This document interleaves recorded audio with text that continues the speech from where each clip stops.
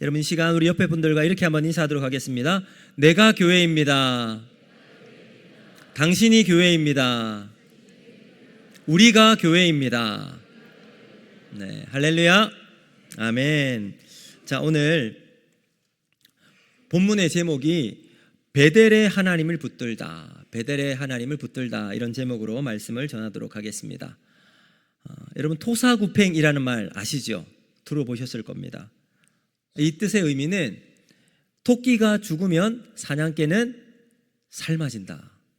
필요할 때는 요긴하게 쓰임받다가 쓸모가 없어지면 버림을 받는다, 이런 뜻이죠.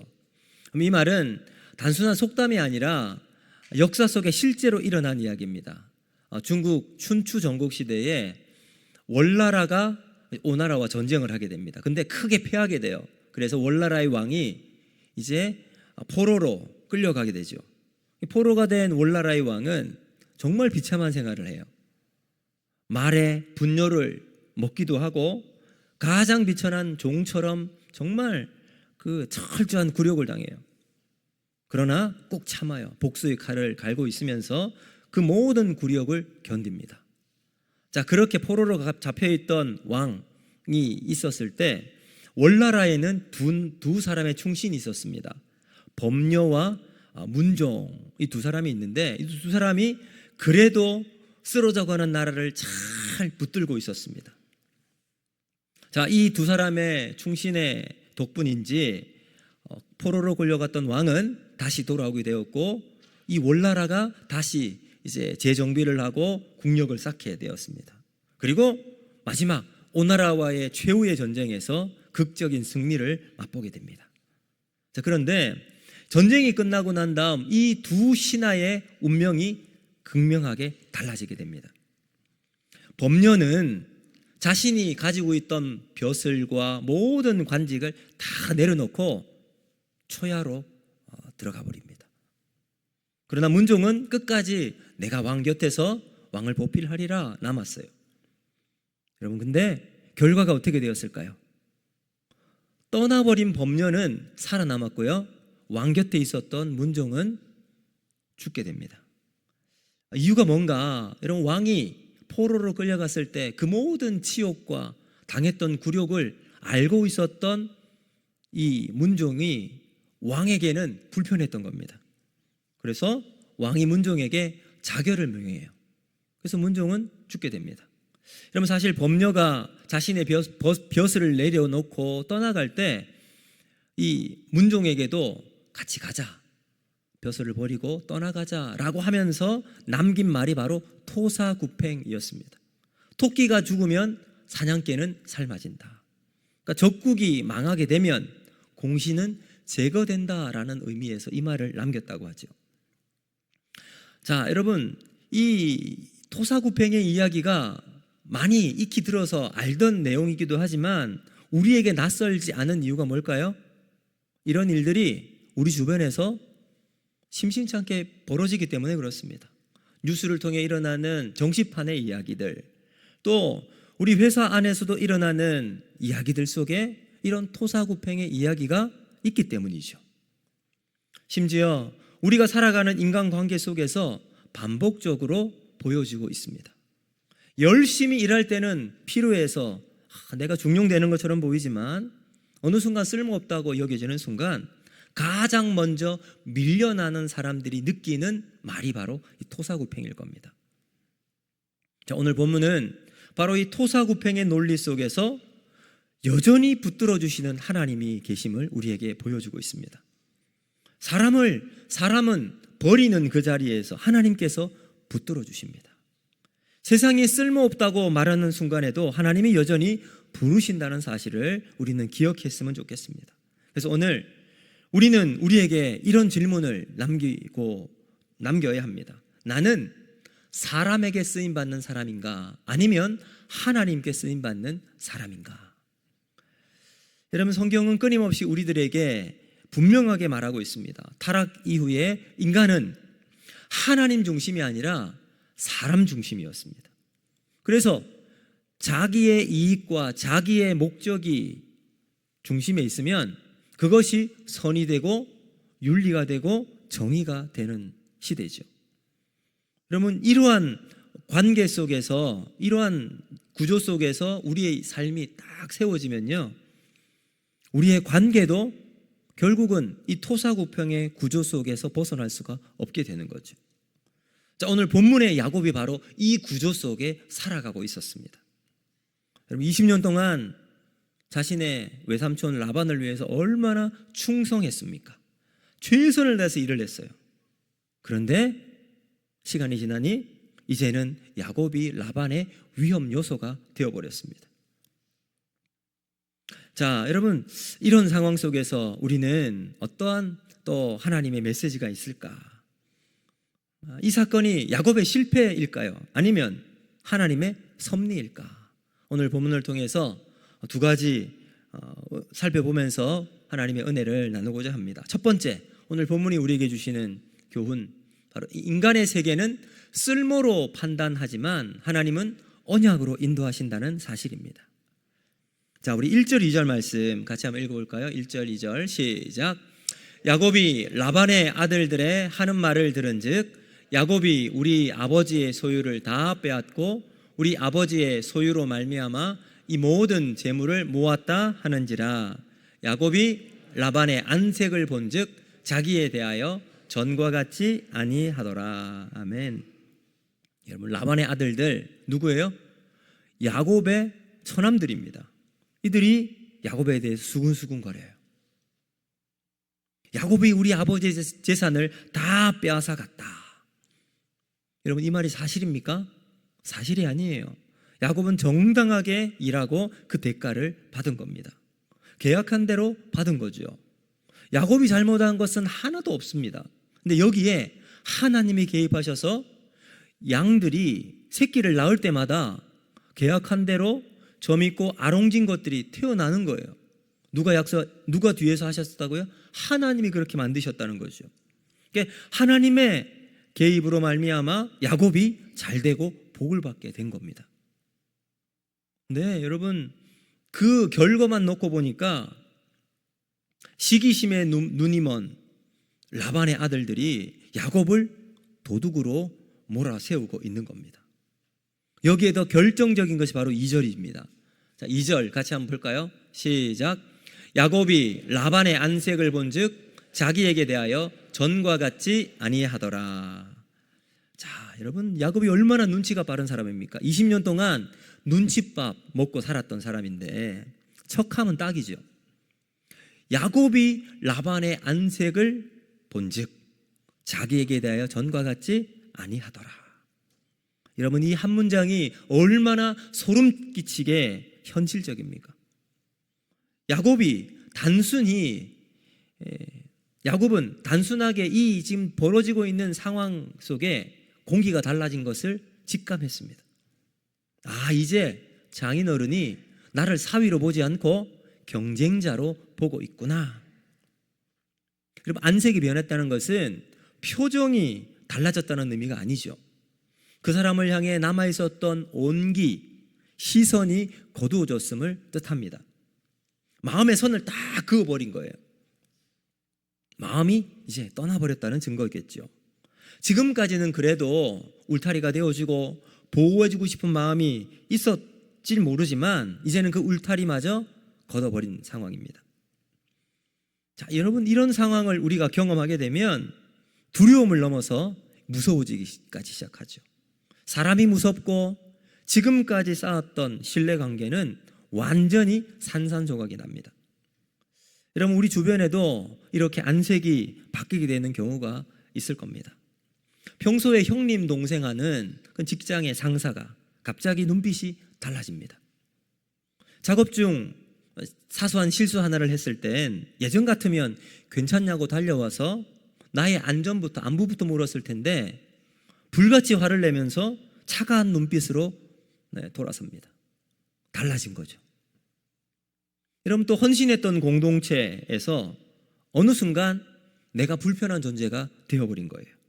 사람들이 회피하고 자신이 그 자리에서 소외되었다는 것을 깨닫게 될 때 여러분, 안색이 바뀐 것을 경험하게 됩니다. 여러분, 그때는 마음이 무너지고 소름 끼치도록 두렵습니다. 지금까지 했던 모든 시간들이 송두리째 부정당하는 기분일 겁니다. 자, 여러분 여기 1절을 한번 다시 한번 보실까요? 1절. 자, 같이 읽습니다. 시작. 야곱이 라반의 아들들의 하는 말을 들은즉 야곱이 우리 아버지의 소유를 다 빼앗고 우리 아버지의 소유로 말미암아 이 모든 재물을 모았다 하는지라. 아멘. 자, 이 라반의 아들들이 야곱의 성공을 뭐라고 이야기해요? 아버지의 재산을 빼앗았다라고 표현합니다. 그러면 아 다르고 다르다고 하는데, 아니 이게 어떻게 빼앗았다고 말할 수 있습니까? 어떻게 그 한마디로 매도한단 말입니까? 정당한 땀의 대가로 얻은 성공을 비난으로 일갈해 버립니다. 자, 여러분 이것이 바로 세상의 안색입니다. 사랑하는 성도 여러분, 세상에서 우리가 관계 맺고 있는 여러 환경들, 흔히 우리가 사랑이라고 하는 것들도 유효기간이 있다고 하죠. 조건이 다 여긴 붙습니다. 유효기간 안에, 그 조건 안에 들어올 때는 우리가 도움받기도 하고 때로는 이해받기도 합니다. 그런데 그 유효기간이 끝나버리게 나면 가차없죠. 그냥 절연해버립니다. 여러분 이것이 세상이 보여주는 세상의 방정식입니다. 자, 여러분 여기에서 우리도 또 한 가지 중요한 질문을 할 수 있는데, 그렇다면 하나님은 왜 야곱을 라반의 분노로부터 미리 보호하지 않으셨을까요? 왜 야곱이 이런 수모를 당하도록 그냥 내버려 두셨을까? 여러분 거기에는 시편에 보면 답을 제가 찾았습니다. 시편 105편 17절과 19절 말씀 우리 같이 한번 읽어보겠습니다. 시작. 그가 한 사람을 앞서 보내셨으며 요셉이 종으로 팔렸도다. 그의 발은 착고를 차고 그의 몸은 쇠사슬에 매였으니 곧 여호와의 말씀이 응할 때까지라. 그의 말씀이 그를 단련하였도다. 아멘. 여러분 우리가 이 상황 어떤 거 아시죠? 요셉이 아버지의 참 사랑을 받다가 형들의 미움을 받습니다. 그래서 구덩이에 빠지고 종으로 팔려가게 되죠. 근데 여기에선 시편에선 뭐라고 말씀하시냐면 그가 한 사람을 앞서 보내셨다. 종으로 팔리고 감옥에 착고를 차게 된 그 모든 것들을 하나님이 먼저 보내셨다라고 표현합니다. 그 과정에서 종이 되기도 하고요, 감옥에도 가게도 되었다. 근데 여러분 성경은 여기서 끝나는 게 그 다음이 핵심입니다. 뭐라고요? 여호와의 말씀이 응할 때까지라. 여호와의 말씀이 응할 때까지라. 그의 말씀이 그를 단련하였도다. 자, 여러분 이게 무슨 말이냐면 고난으로 보지 않고요, 단련으로 하나님이 평가하고 계시다라는 사실입니다. 자, 이것을 지금 이 본문으로 한번 적용을 해보면 라반의 안색이 변했습니다. 이것을 좀 더 크고 넓은 시각으로 봤을 땐 야곱을 향한 하나님의 연단으로 표현하고 있다는 거죠. 그리고 이것은 야곱이 붙잡고 있었던 무언가, 야곱이 의지하고 있었던 그 어떤 것인가를 놓기를 원하시는 하나님의 사인이라는 겁니다. 그리고 그것을 내려놓고 거기서 떠나라는 하나님의 신호이라는 거죠. 여러분 한번 가정을 해볼까요? 야곱이 라반과 관계가 좋고 라반의 안색도 변하지 않았다면 야곱이 거기서 떠날 이유가 없습니다. 자기가 거부가 되었습니다. 잘 살고 있어요. 그래서 바다나람에서 누리고 있는 그 모든 안락함에 취해서 야곱은 베델의 하나님을 기억하지 못했을 겁니다. 하나님의 언약도 잊어버렸을 겁니다. 그런데 하나님은 야곱을 그냥 두지 않으시죠. 하나님은 야곱을 사랑하셨기에 야곱이 의지하고 있었던 잘못된 그 붙잡고 있는 것, 잘못된 품을 흔드셔야만 했습니다. 그래서 하나님은 야곱의 인생의 문을 닫으시죠. 닫으시고 새로운 길을 열어주십니다. 마치 하나님은 밀어내시듯이 야곱의 길을 막으십니다. 자, 라반의 안색이 변했을 때 야곱의 가슴은 정말 덜컹하고 무너져 내렸을 겁니다. 그런데 그 다음 우리가 3절 말씀을 한번 볼까요? 이게 우리에게 큰 위로가 됩니다. 3절 시작. 여호와께서 야곱에게 이르시되 내 조상의 땅 내 족속에게로 돌아가라. 내가 너와 함께 있으리라 하신지라. 아멘. 여러분, 이 말씀이 우리의 소망과 위로가 될 줄로 믿습니다. 사람의 안색이 바뀔 때 비로소 하나님의 음성이 분명하고 선명하게 들리기 시작한다는 겁니다. 세상의 문이 닫힐 때 비로소 하늘의 문이 열리게 될 것입니다. 세상은 쓸모없다고 버리지만 하나님은 버려진 그 자리에서 내가 너와 함께하리라 말씀하여 주실 줄로 믿습니다. 여러분, 토사구팽의 현장은 사실 버려진 자리가 아니라 하나님과 나 둘만이 만나는 하나님의 은혜의 현장으로 바뀌고 있다는 사실입니다. 여러분, 많은 사람들이 이렇게 이야기합니다. 세상의 비즈니스는 마치 레몬과 같이 인간을 대한다라고 말입니다. 여러분, 레몬이 그 음식을 사용할 때 보면 즙을 짜잖아요, 그렇죠? 레몬의 즙을 쫙 짜고 나면 남은 건 뭐예요? 노란 껍질밖에 남지 않습니다. 다 짜고 남은 껍데기가 있으면 그건 더 이상 활용을 할 수 없기에 쓰레기통에 던져집니다. 이것이 세상이 말하는 효율이요 토사구팽의 원리입니다. 근데 하나님은 그렇게 하지 않았어요. 하나님의 방식은 씨앗과 같습니다. 씨앗은 겉모습을 보면 아무런 쓸모가 없어요. 즙도 나오지 않죠. 당장 먹을 수도 없습니다. 그래서 사람들은 씨앗을 무시하고 그냥 밟고 지나가 버릴 뿐이죠.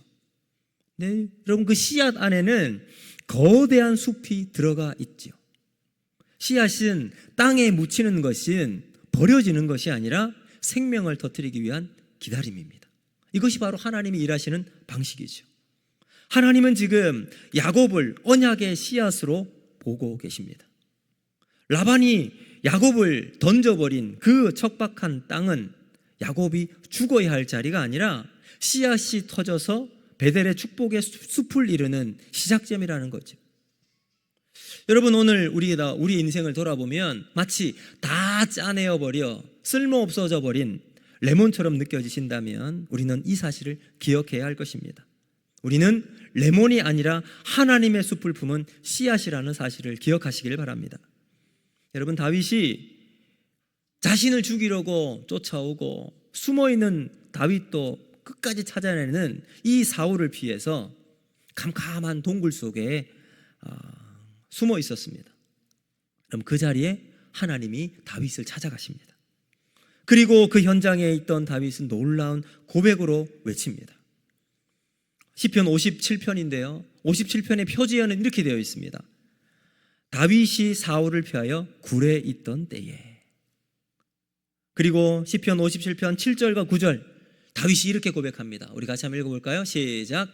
하나님이여, 내 마음이 확정되었고 내 마음이 확정되었사오니 내가 노래하고 내가 찬송하리이다. 내 영광아 깰지어다. 비파야 수금아 깰지어다. 내가 새벽을 깨우리로다.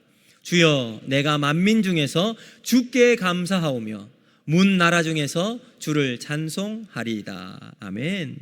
여러분, 이 고백 한번 보세요.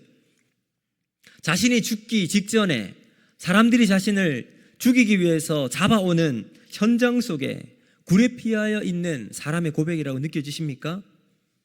두려워서 숨을 수밖에 없는 처지에서 부르짖는 사람의 외침처럼 들리십니까? 아니요, 전혀 그렇게 들리지 않습니다. 다윗은 지금 토사구팽의 위기 가운데 있습니다.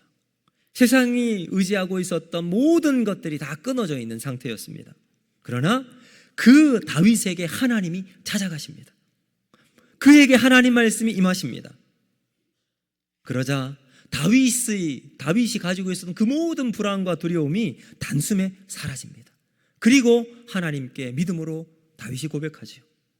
그 굴 속은 하나님과 다윗 단둘이 만나는 은혜의 장소가 되었습니다. 사랑하는 성도 여러분, 이 놀라우신 하나님을 만나는 저와 여러분이 되기를 주님의 이름으로 축복합니다. 하나님은 다윗과 야곱을 사랑하실 뿐만 아니라 오늘 예배를 드리는 우리도 사랑하시는 하나님이신 줄로 믿습니다. 사람들이 안색이 변하고 사울처럼 죽일 듯이 쫓아올 때에도 하나님의 말씀이 우리 가운데 임하시면 바로 거기서 하나님의 손길로 우리를 위로하시고 인도해 주실 줄로 믿습니다. 하나님 그 놀라운 은혜가 우리 모두에게 임하기를 주님의 이름으로 축복합니다. 자, 이제 두 번째. 자, 두 번째는 뭐냐 하면 싸움의 구도를 바꾸면 하나님이 일하시는 것을 경험하게 된다라는 겁니다. 자, 여러분 여기 바단 아람에 있는 야곱을 보세요. 철저하게 고립되어 있습니다. 야곱 옆에서 야곱의 손을 들어줄 사람이 아무도 없습니다. 라반의 안색이 변합니다. 처남들도 야곱을 고운 눈으로 보지 않습니다. 아버지의 재산을 다 빼앗아가 버린 도둑으로 몰고 가고 있어요. 자, 그래서 야곱은 자신의 두 아내를 양떼가 있는 들판으로 부릅니다. 자, 보세요 여러분, 집이 아니라 들판으로 두 아내를 불러요. 왜 불렀을까요? 우리 속담에 이런 말이 있죠. 낱말은 새가 듣고 반말은 쥐가 듣는다.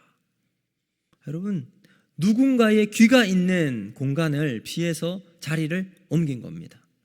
그래서 들판은 야곱의 영향력이 들지 않는 곳으로 야곱이 지금 장소를 이동한 거예요.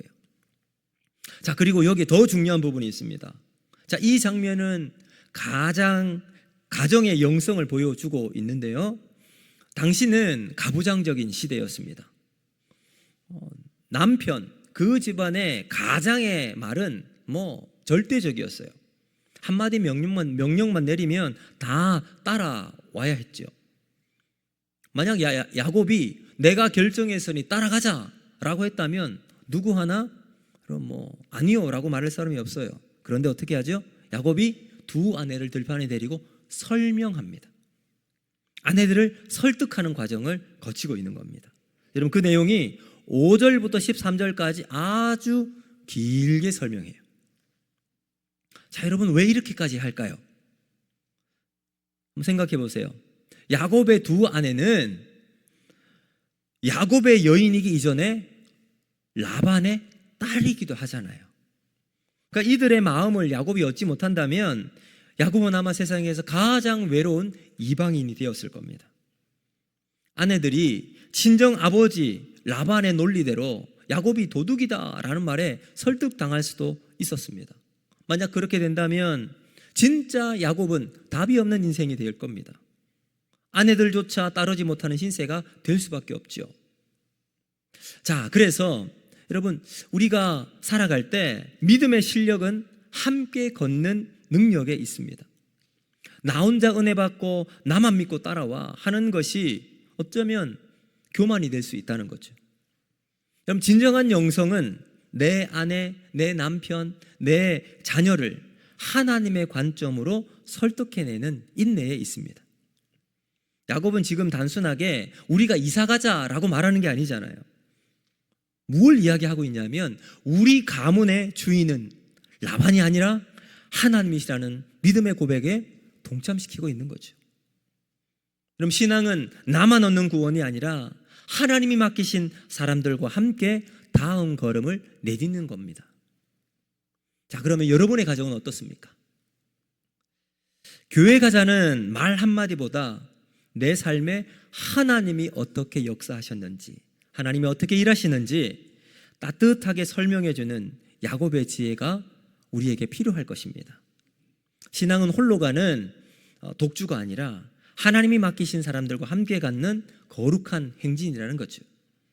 자, 그러면 야곱이 아내들을 설득할 때 어떤 말로 설득을 했을까요? 자, 5절부터 13절의 내용을 쭉 핵심으로 딱 뽑아내면 딱 한 가지밖에 없어요. 내가 빼앗은 것이 아니라 하나님이 주셨다라는 거예요. 자, 9절 말씀인데요. 같이 한번 읽어보겠습니다. 시작. 하나님이 이같이 그대들의 아버지의 가축을 빼앗아 내게 주셨느니라. 아멘. 그러니까 여러분, 지금 야곱은 라반과 싸우고자 하는 게 아닙니다. 라반의 악함보다 하나님의 일하심을 이야기하면서 설득해 나가고 있는 거죠. 그래서 야곱은 라반의 이야기를 하면서도 결국은 하나님의 이야기로 끝을 맺습니다. 그래서 여러분 7절 한번 보실까요? 7절 시작. 그대들의 아버지가 나를 속여 품삯을 10번이나 변경하였느니라. 그러나 하나님이 그를 막으사 나를 해치지 못하게 하셨으며. 보세요. 라반이 속였어요. 근데 누가 일하셨다고요? 하나님이 막으셨다. 이게 라반이 계약을 했는데 그 계약을 변경시킵니다. 그러나 하나님이 옮기십니다. 그리고 12절 보세요. 12절. 자, 라반이 내게 행한 모든 것을 내가 보았노라. 여기 내가는 누굴까요? 하나님이에요. 라반이 행한 모든 것을 하나님이 보고 계셨다라고 고백합니다. 사랑하는 성도 여러분, 이것이 바로 신앙인이 싸우는 방법이에요. 싸움의 구도를 바꾸는 겁니다. 라반 대 야곱이 아니라 라반 대 하나님으로 바꾸는 거예요. 여러분, 야곱에게 라반이라고 하는 존재는 인생의 가시와 같은 존재였을 겁니다. 아니, 내가 하는 것마다 왜 이렇게 태클을 걸고 가시같이 나를 콕콕 찌르는지 모르겠다. 라반을 생각하면 할수록 야곱 안에는 라반이라는 상처가 계속해서 자신을 찔렀습니다. 여러분, 얼굴을 건드려도 라반이라는 상처가 느껴지고요, 옆구리를 건드리고 손과 발을 건드려도 라반이 자신에게 준 상처들이 계속해서 느껴졌습니다.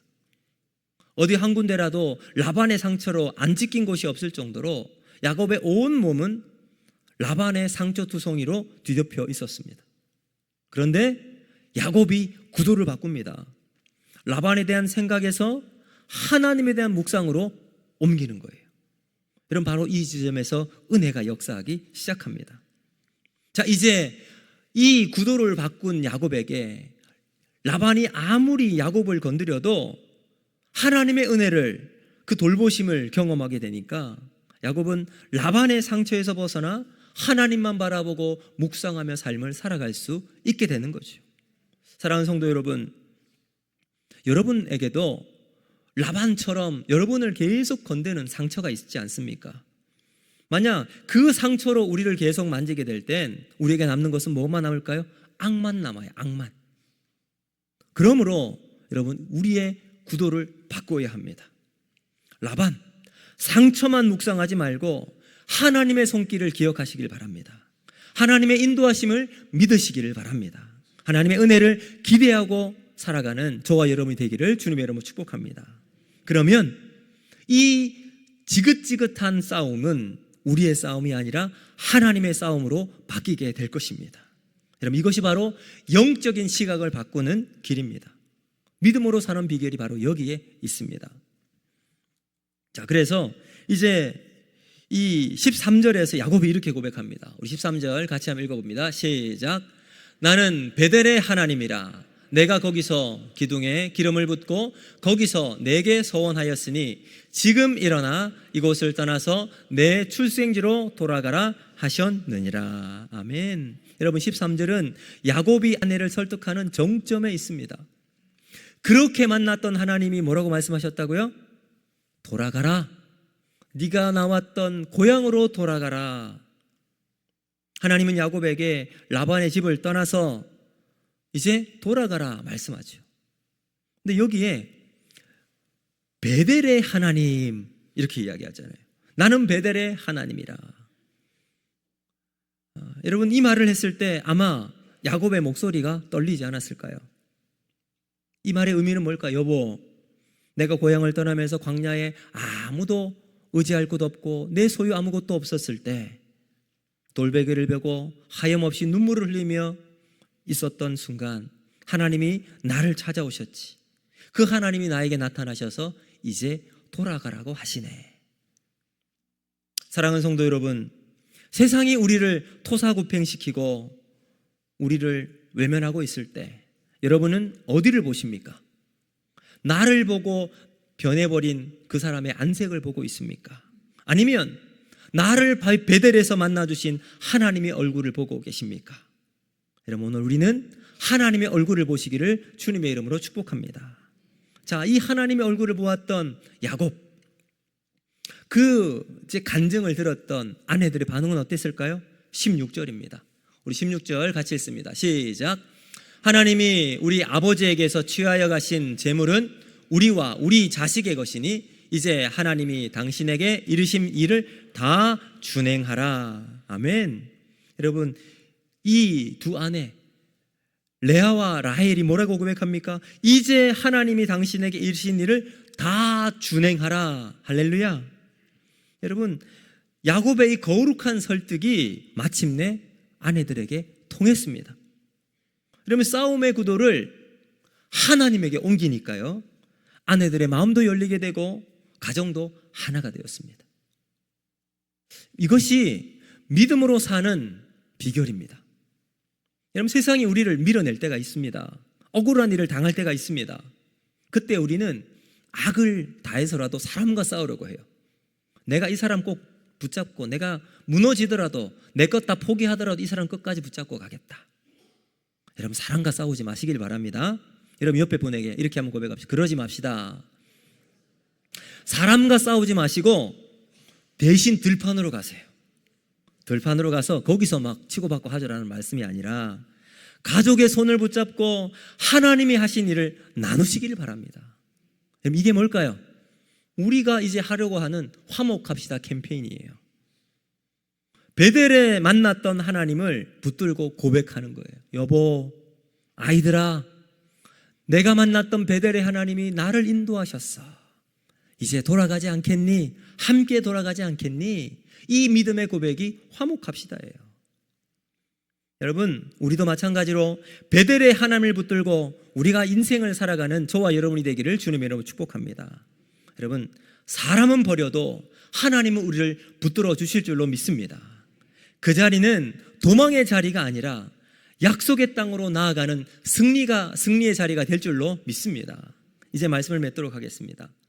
여러분, 우리가 살아가는 세상 토사구팽의 원리가 있는 비정한 자리입니다. 그리고 우리는 그 너머에서 여전히 우리를 붙잡고 우리를 인도하시는 베델의 하나님, 그 사이 어딘가에 우리가 머물러 있어요. 자, 여러분, 우리는 어떤 길을 선택할 것인가에 기로에 놓여 있을 겁니다. 세상은 우리를 사냥개처럼 막 부리다가 활용을 다 하게 나면 그 다음 다 버립니다. 그러나 하나님은 우리가 길이 막히고 쓰러져 울고 있는 그 자리에 우리를 위한 은혜의 손길을 베풀어 주시는 하나님이십니다. 그래서 오늘 이 시간, 오늘 저는 여러분에게 두 가지 결단을 내렸으면 좋겠습니다. 첫 번째 결단이 뭐냐? 바로 라반의 안색이 아니라 하나님의 음성에 고정하는 우리가 되었으면 좋겠습니다. 여러분, 지금 여러분은 누구의 눈치를 살피고 있습니까? 나를 평가하고 재단하고 언제든 내출 준비를 하고 있는 세상의 차가운 안색 때문에 잠을 이루지 못하고 계신 분이 계십니까? 여러분, 그 순간 기억하시길 바랍니다. 라반의 안색이 변하는 것은 우리의 실패가 아니라 하나님이 이제 새 일을 시작하겠다는 하나님의 신호탄이라는 사실입니다. 세상의 문이 닫힐 때 비로소 하늘의 문이 열리게 될 것입니다. 이제 사람의 얼굴을 묵상하는 것이 아니라 하나님의 음성을 귀를 기울이는 저와 여러분이 되기를 바랍니다. 또 두 번째, 우리는 어떻게 결단해야 되는가? 상처의 자리를 떠나서 베델의 자리로 돌아가는 겁니다. 여러분, 야곱이 준 상처를 붙들고 집안에서 싸우지 않아요. 들판으로 두 아내의 손을 붙잡고 나갑니다. 거기에서 베델의 하나님을 선포합니다. 여러분, 사람과 싸워서 이기려고 하지 말고 싸움의 구도를 바꾸시기를 바랍니다. 여러분의 싸움을 하나님의 손에 맡기는 지혜가 필요합니다. 여러분, 하나님과 처음 사랑을 나누었던 그 은혜의 순간을 기억하면서 베델의 자리, 은혜의 자리로 돌아가시기를 바랍니다. 그리고 우리 주님 예수님을 기억해 보세요. 토사구팽에 가장 큰 피해를 입으신 분이 바로 우리 주님 예수님 아니십니까? 그 예수님이 오늘 우리의 손을 붙잡고 다시 일어나자고 하세요. 우리를 다시 이끌어 주시겠다 약속해 주십니다. 그 주님 손 붙잡고 세상 속에서도 여전히 우리를 사랑하시는 주님과 함께 믿음으로 살아가는 저와 여러분이 되기를 주님의 이름으로 축복합니다. 오늘 이 말씀 기억하면서 우리 이 찬양 같이 하면서 우리 믿음으로 결단함과 기도하는 시간 가도록 할